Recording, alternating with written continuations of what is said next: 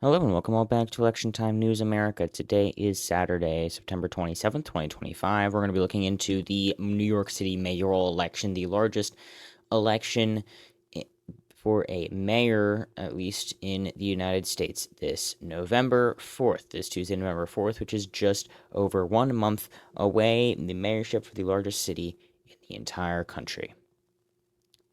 Election Time News, your one stop for all things elections and politics, from summations to poll reviews and news. Make sure to subscribe below for more content like this about American, Canadian, and Australian elections and politics. Also, make sure to follow the Substack, Threads, Instagram, and X to stay up to date on our latest prediction updates, race rating changes, and more, as well as articles on Substack. Remember, there's never a dull moment in politics. So now, moving on to the actual video here, we have ourselves the overall race itself is obviously shaping up to be a four-way race. Now, this was after we had the incumbent Eric Adams was originally going to be running as a Democrat. After 2021, he won as a Democrat with 67% of the vote in New York City for that race. But then you had a case where he was in multiple scandals and harassment, or he actually had multiple cases with bribery, fraud, and illegal foreign campaign donations. So he was dropped by the Democrats, but he has pursued an election as an independent. And likewise, Andrew Cuomo went up against Zoran Mamdani in the primaries. Andrew Cuomo was favored for quite a bit. He's the ex-governor of New York who was replaced by Kathy Hochul after sexual harassment charges and cases were against him. He then did end up running against Zoran Mamdani in the primary, who then actually ended up winning the first round somewhat unexpectedly. That was quite a bit of an upset earlier this year.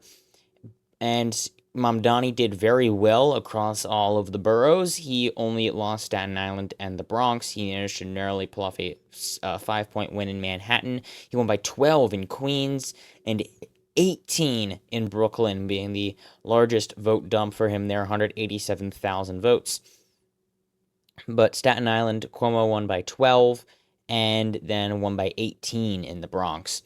But he obviously was favored at the very end to win the final round, but not many people expected that he would win the first round. There was quite a bit of polling lag. The trends were going for Mamdani in the beginning, but the actual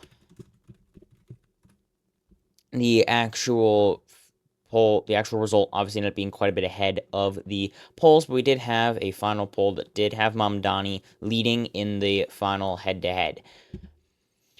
We're now looking up ahead at the current race that we have up later this year. Obviously, we then have quite a few polls. This is a very high interest race. And so we currently have Mamdani on RCP polling at 44.4% with an 18.7-point lead. Relatively recent polls, including one from Fox News, is actually relatively reputable in the polling world. Mamdani plus 18, and that's objective. Polling at plus 18 for the top line result. Actually bringing it down a little bit. But continual strong trends for him there. Fewer undecided voters does appear, because that's going to be 47 as well. So it's going to be 6% undecided or voting for another person. So that's going to be the thing to see there. Margin of error is relatively small as well. 2.6 points for the CBS News, 43%. That's only a plus 15 margin, though. But that's going to be something interesting to look at. Now, Adams has the smallest chance of winning. If you look at the odds on Kalshi, which we'll get to in a bit, you can see that Mamdani is strongly favored. But if we look then at the polling average from race to the White House, Mamdani is leading by quite a bit, 44.3, very, very close to the average on RCP. If you look at Cuomo, 25.8, 25.7, 13.1, 13.3, Eric Adams, 8.4, 8.4. So they are almost the exact same between these two platforms. And so that's going to be, you can see obviously Mamdani has taken the lead from the very initial start. Mamdani actually didn't have the lead, but then he took it. between the update on June 30th and July 10th. That's to be somewhat expected, especially with his strong performance in the primaries. Again, he was definitely not assumed that he would lose, but he did end up overperforming almost all expectations in that way, definitely. So, we end up looking at is that obviously he is definitely favored to win, and that does actually get reflected on Kalshi as well. As you can see here, this is the current odds, 87% chance. It's actually a bit down. Just a few days ago, it was up at 87.7. Now it's down towards flat 87%. It was actually at a bit of a low on September 5th, but that was the lowest it's gotten was actually right around 70%. It actually narrowly dropped below 70%, right at 69.7, 69.8 in very early July. But that's actually the lowest it's been since this market opened last November 10th, believe it or not. So even before he won the primary, he actually did have the lead. And so that's definitely interesting to note. And the fact that he's been leading continually, he has still generally been trending upward, though, from the past 3 months. Even over the past month, he's been somewhat stagnant over the past month, though, 87% on both. But Andrew Cuomo has actually gone on the way up, so he's gone from actually 13 down to 12. These bump ups kind of distort it. He's actually been on the way down. The worst was about September 4th or so for both of them. But Adams has been sitting around a 1% chance. I know he's at under a percent of a chance to win. So that's definitely going to be he actually was second place for quite an amount of time. He was at 18% in late June, and he still was in the lead over a quarter of a percent chance in July. But then they flipped roles in mid-July, and then they kind of almost tied at the end of July going into August.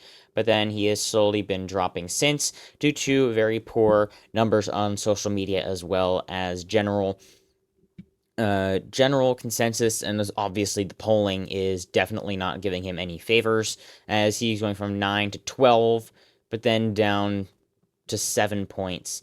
And you can see up here, data for progress, the first poll done in early July, he was at 15, and now he's down to 7. So obviously he has general downward trends for quite a bit. Siena did a poll by themselves where they had 7, but then New York Times Siena had a poll where it was 9. But that is the only similar pollster that has actually done 2, which is the best way to look at tracking polls because they typically do it the same way. So that means that their sampling errors and such are less likely to counteract with each other. So that's one of the 3 main races here, obviously, the main 3 2025 elections, which we will be streaming for on. Obviously, we will be streaming that on the day of November 4th. So make sure to go to our profile and then click notify me for that live stream. But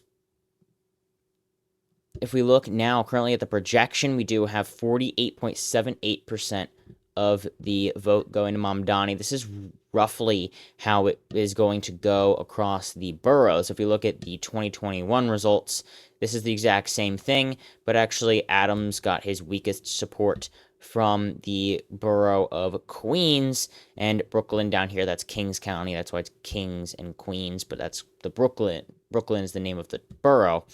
That's going to be a bit less of a vote drop, 43% for Queens. And you look in Kings County, which is again Brooklyn, 50. He's breaking 50% of the vote, breaking 50, almost 60% of the vote in New York County, which is central. That is the Brooklyn area. That is Manhattan. That's actually Manhattan, where he narrowly beat Cuomo. So it's mostly going to be a race between Cuomo and Mamdani here. That's why they have very small amount margins. Sliwa is likely to win Richmond County, which is Staten Island, as it is actually a conservative county. If we look at its voting history, we can see that it does tend to vote Republican, even just on the presidential levels. Out of all of these that voted for Harris, even with how it was, even let's look at Can't even look at it compared to the nation. They got rid of that feature for some reason. But if we fix the colors real quick, then we can see it's not meant to do. Then we can see Trump won the county by almost 30 points. Trump won it in 2020, believe it or not, by only 15. But 15.1 to 14.8, that's actually quite a considerable shift to the right in comparison to the nation. And even in the state, that actually is, I believe, 22.6 to 23.1. That's a half point shift in the state. So actually, that is a 0.2% shift to the right. But then it continued to shift to the right by voting for Trump by almost 30 points. So that is definitely something to note as well, though. All of New York is shifting to the right, continuing, including the already Republican county of Richmond County. But it did, interestingly enough, vote for McCain by 4 points, and then actually voted for Obama by 2.5 in 2012. So that's just something interesting. And so did Suffolk, by the way. It actually voted for Obama in 2008. The only two counties voted for McCain in the south of the Pennsylvania state line. Right here. Well, Delaware somewhat, but then here you have Putnam and Richmond County. So, but then it looks like it's about 50-50 for all of them after that. And after Rockland County flipped, then you really have, looks like 50-50 here pretty much. So, but it's a Republican county, and so that's going to be why Slee was most likely going to win this one. It's going to be relatively close, but Mamdani would actually benefit even more if it was ranked choice voting like it is in the primaries, as he actually was polling better with conservative voters than Cuomo was. So most likely Adams would get dropped first, and so that would be considerable. He would obviously get hit 50% at that point, considering how close he is already, 48.78% of the vote. It wouldn't take much, but if then Sliwa was dropped, obviously more of them would go to Mamdani. So if he could potentially end up getting all of those voters to be able to actually end up voting for him instead, then he will definitely end up in a very strong position. But either way, he is almost certainly going to win, and he doesn't have to do much campaigning anymore at this point, as it seems that he is actually the beneficiary of those weaker polls here. We can even look at these numbers: 261,000 votes in the Bronx, and if we look at Bronx County, that's 78,000 votes. So we look at comparative turnout. Then we look at turnout last year was only 23%. So obviously not even close to the turnout of presidential elections. That's almost certainly going to help the Democrats, considering how propensity voting has shifted in the country over the past few years. But that is going to be the number one thing, is basically that Mamdani is heavily favored to win the election here. This is of the least concern for the Democrats. This would be basically would be very shocking that if it was even competitive, because it is New York City and they have not elected a Republican as mayor of New York City going back a long time ago. Michael Bloomberg held it as a Republican back. He won in 2005, and he was the incumbent there, but then he ran a third time as an independent. So that's the last time they had a Republican elected, and so if you're looking at this map, most of them actually end up going red. In 2009, then Brooklyn ended up flipping, but even since before that, you had Bloomberg, then you had Giuliani as mayor, and before that, it actually was somewhat competitive. But in the meantime, since it has been, and actually this is the highest amount of candidates that actually have made it to the general election all the way back since 1973, where there also were 4 candidates: Democratic, Republican, and then you actually have the Liberal and the Conservative, and all of them had an alliance. So this is almost somewhat making history here. Mario Cuomo, which is actually Andrew Cuomo's dad, also did run for this. He actually ran under the Liberal Party ticket. And so there wasn't a Republican that year, but you can see a landslide for Democrat and Republican as the alliance. So obviously he did end up winning with a large amount of the vote, but still not even as much as later candidate and current mayor Eric Adams did. So that is definitely showing how Democratic the 67%, how the Democratic the city has gotten, but it's almost certain still that Mamdani will end up winning with a relatively large amount of the vote. Not going to be insanely large, but all of those are going to be basically spoiler votes. But some of them are mostly also going to be taken from Mamdani as well. So even if Adams and Cuomo dropped out, there have still been polls. Cuomo versus Mamdani. Mamdani has now gotten up to 47% of the vote, Cuomo 41%.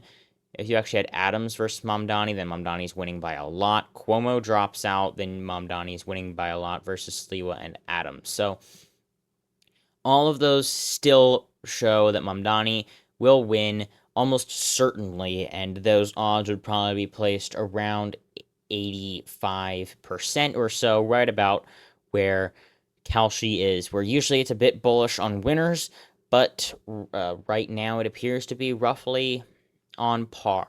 So that's going to be everything for today. Make sure to subscribe below. Get yourself notified for the live stream where we'll be having, of course, as last time, custom themes, even more developed this time, like we had for the 2016 simulated election, which you should go back and watch, an alternate history scenario with Joe Biden running for the Democrats. So thank you all so much for watching, and have a fantastic rest of your day.